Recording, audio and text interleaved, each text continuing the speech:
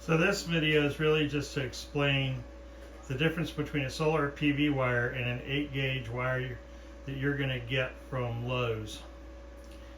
As you can tell, the solar PV wire, even though it's 10 AWG, is a lot thicker.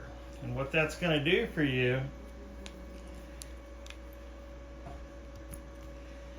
is that when you put that into here, this is your MC4 connector.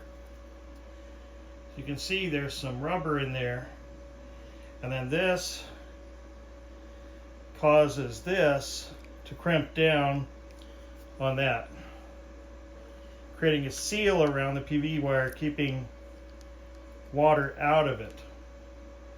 Now, doing the same thing, you'll see a big difference.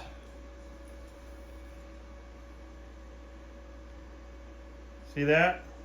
That's 8 AWG from Lowe's.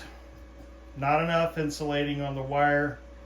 So you're going to get something like water or something can go in there. So I just wanted to explain that. And just in case you're wondering, solar connectors are called MC4 connectors. They connect directly to your solar panels, to your solar powered AC units. And once you get it inside your inverter, it's just regular wire going in with a ferrule connector on it. But I thought I'd share that because it's really important to know why you would want to go ahead and get that wire from Signature Solar for your solar power system. Thank you. Don't forget to like, share, and subscribe, and click the bell icon to get new updates. Thank you.